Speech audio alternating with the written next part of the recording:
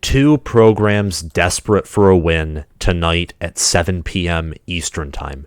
Rutgers has had their first streak of consecutive sellouts going for I don't know how long, but Brett McMurphy tweeted out that tonight's Nebraska at Rutgers game is sold out. Second consecutive home sellout for Rutgers.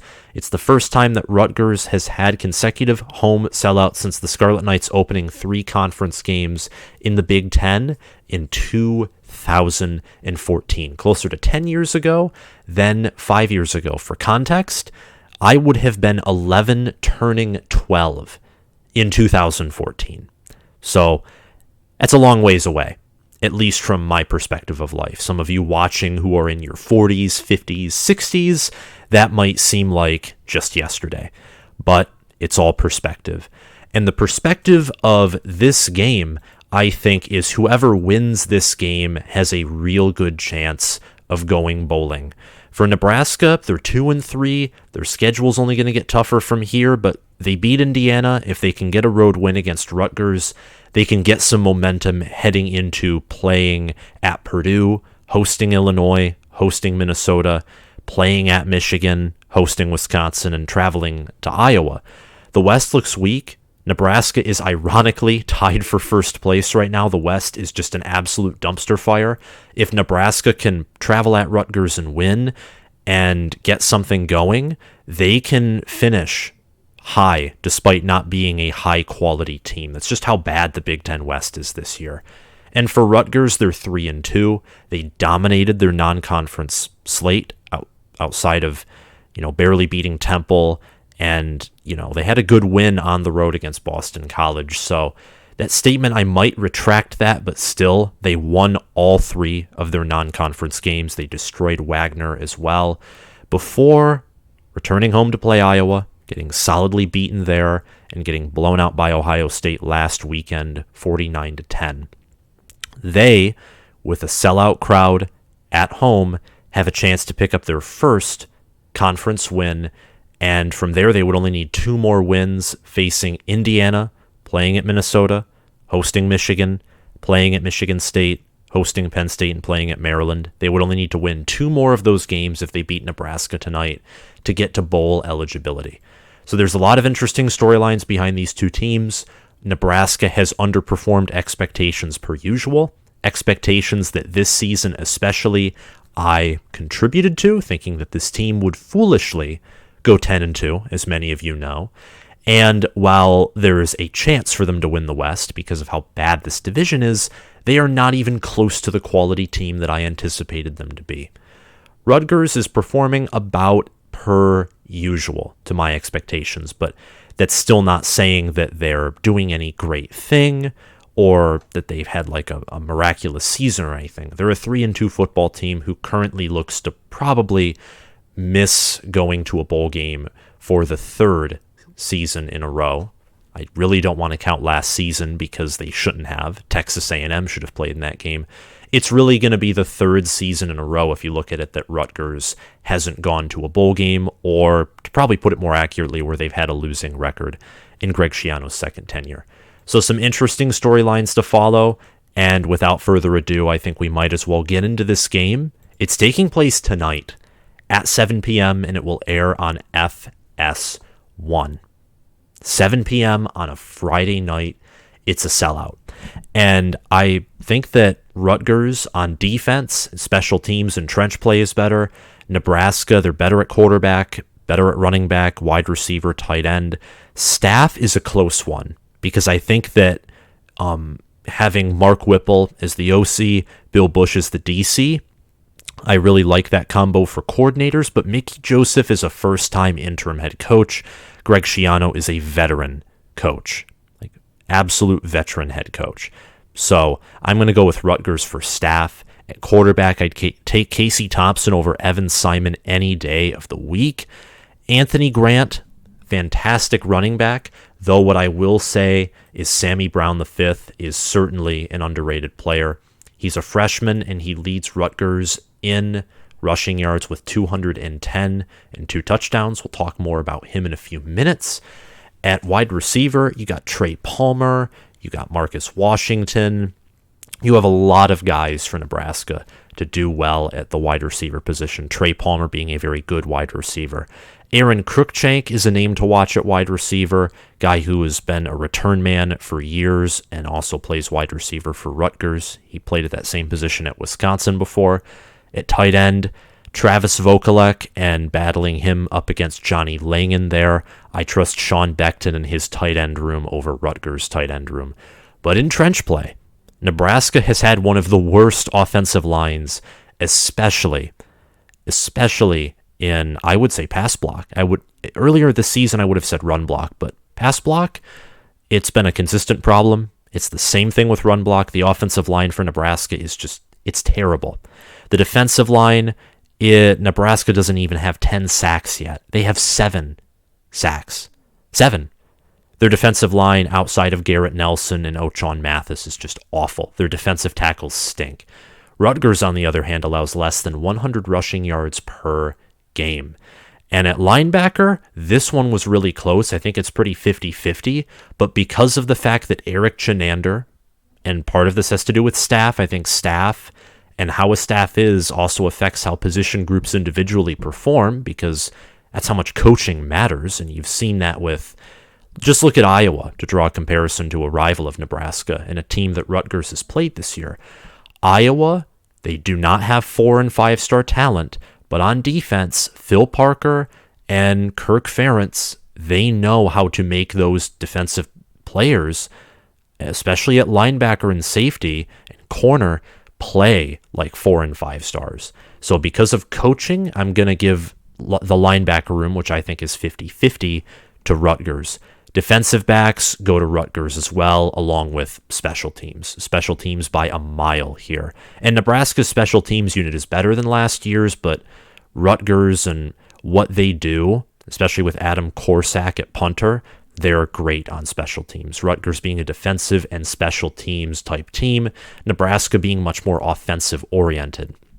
Rutgers is given a 54.6% chance to win, according to ESPN's FPI, and the Huskers are favored by 3 points. So Vegas and the computers differing a little here, but this is being looked at kind of as a coin flip game, if I'm being honest, seeing that, Nebraska's favored by 3. The money line's only 155, and Rutgers is only favored only 4.6% more than Nebraska is. Well, it's really like 9 something more, but it's pretty close to a 50-50 game, is what I'm trying to say here. Rutgers, again, 54.6% chance to win. Nebraska, 45.4% chance to win. Friday night, home sellout for Rutgers. It's going to be certainly an interesting game. Both teams, as expected, they are not good teams. Rutgers is ranked 84th in ESPN's FPI. Nebraska is 74th. 74th in ESPN's FPI. Nebraska is the 24th most talented team. This is the only statistic you will probably find any of these teams inside the top 25 is Nebraska's talent, and that does not show at any point on the field. It sadly does not. Rutgers, in comparison, is the nation's 58th most talented team. Rutgers certainly being more efficient than the Huskers, as shown by the fact that they have drastically inferior talent, and also shown by efficiency metrics, where the Scarlet Knights are 82nd in efficiency. The Huskers are 108th, with one of the worst defensive efficiency rankings nationally. I'm going to pull that up and just talk about that for a few seconds. But both of these teams they're not good teams. Again, these teams are probably fighting just for a chance to go bowling. Like, even though Nebraska is theoretically tied for first in the West, which I find to be comedy gold, they're not going to win. I mean, if they win the West, I won't know what to tell you. I wouldn't even say, I would never, if they win the West, I would never say I told you so, because the team, frankly, doesn't really deserve to win the West with how they lost to Georgia Southern, lost to one of the worst teams in the nation in Northwestern, who can't move the football. And with the defense they have is atrocious. It's the 120th most efficient defense nationally. The only Power 5 school with a worse ranked defense by efficiency is North Carolina, who has nearly a top 25 special teams efficiency, and they have the number 7 offense by efficiency. They're 53rd overall in efficiency compared to Nebraska's 108th. So that's all I need to tell you right there with the Huskers and their efficiency. The Scarlet Knights are a different story. The Scarlet Knights are obviously a more defensive-oriented team, totally. And you see that in the fact that they're 61 in efficiency on defense, 101 in efficiency on offense. Their top 25 in special teams efficiency, though, ranked 23rd in that category. And Rutgers only allows 23.6 points per game. They allow less than 300 total yards per game, and they only allow 95.6 rushing yards per game. And that factors in them playing Ohio State, who rushed for a copious amount of yards against them. That factors them in too, and they're one of the best rushing and passing offenses in the nation. Ohio State is. So just giving some preview here. Both of these teams, they have players, and we're going to talk about these players, but just want to reiterate for a few seconds. Their combined record is 5-5. At best, Rutgers is going to finish 500. At best for Nebraska, they're probably going to finish 8-4. And that's being extremely optimistic, and that would be a weak 8-4. It'd be a very weak 8-4 because that's just how bad the West is. Like, you look at the West, and Minnesota, I have them still in my top 25. I think Purdue is possibly a near top 25 team, just looking at how their two losses are to Syracuse and to Penn State, who are 08 top 25 teams and have a combined record of 10-0. And I know they barely beat FAU, but that was without Aiden O'Connell. And Aiden O'Connell is one of their, if not their, individual best player. Purdue looks vulnerable. Illinois looks vulnerable because they lost to Indiana, who Nebraska beat by double digits. Minnesota looks vulnerable. Wisconsin looks vulnerable. Iowa looks vulnerable. The only team left on Nebraska's schedule who I cannot see them beating is Michigan. That's it. And I'm not saying Nebraska's going to beat everyone, but that Michigan team. This team's incapable of that. But both of these teams are fighting to build momentum for the seasons to come. That's the point here. At defensive end, let's talk about the players to watch, actually. Defensive end, I think it's Garrett Nelson for Nebraska. Garrett Nelson right now is the team's leader in sacks, and he was the same thing for them last year. Some looked at him as a first-round player, potentially, for this season's draft, and I had him on my first team All Big Ten. Right now, he has 15 solo tackles, 3 sacks, 1 forced fumbled. He has 23 total tackles, 15 solo, 8 assists. He also has 2 passes defended. I think for Nebraska here, they need to pull together defensive consistency and beat Rutgers. I think that the offense for Nebraska, it is what it is. It's decent. It's not great. It's not bad. It has the potential to be either, depending on if Casey Thompson makes a certain amount of bad throws or if he is really on the spot, which he has a tendency to lean toward either, depending on the day. So there's some consistency in the inconsistency for Nebraska's offense, and it really does have a high potential to be great. That's the constant. The pain for Nebraska has been their defense. Again, 120th in efficiency, which is absolutely disgusting.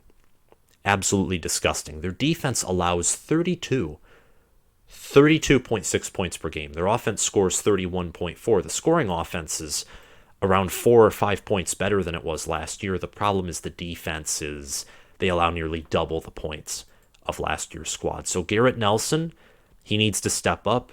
He needs to just attack that offensive line viciously with his partner, Ochon Mathis. Get Evan Simon in the backfield.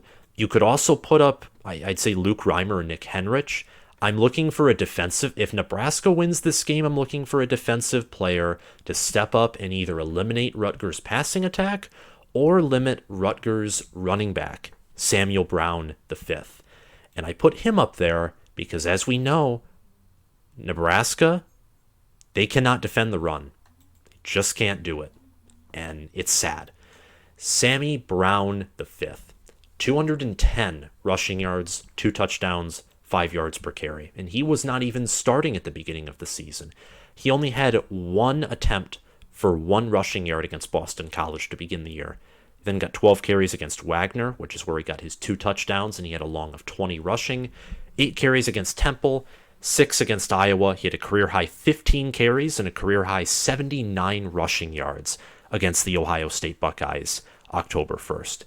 So, freshman, 6'1", 220 pounds, coming out of Philadelphia, Pennsylvania. Look for him, if Rutgers wins this, to have a career-high day on the ground. Because I don't care if it's against Ohio State's backups on defense. If you can rush for 80 yards and 5.3 yards per carry, basically, against Ohio State, you can rush for 150 yards with the same amount of carries against Nebraska's starting defense. Like, you have the potential to do that. That's how bad the black shirts are in stopping the run. So for Nebraska, it's critical that they play sound defense and that Garrett Nelson, Ochaun Mathis, the interior of that D-line, that Nick Henrich, and just the entire defense is focused, and they can put together at least a few quarters of consistency, limit Rutgers' offense.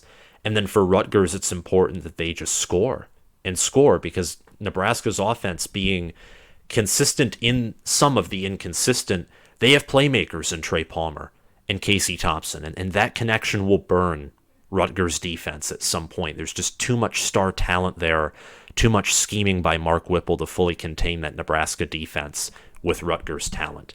You're not Oklahoma in the talent realm, and you don't have Brent Venables and Ted Roof, who, yes, their defenses after destroying Nebraska and shutting them down ultimately failed against Kansas State, former Nebraska quarterback Adrian Martinez, but it was just a comparison to be drawn with. Rutgers does not have the talent to just limit Nebraska in the way that Oklahoma did on that day, where Oklahoma played by far their best game that they'll probably play all year. It truly was a statement win and a statement game for Brent Venables there.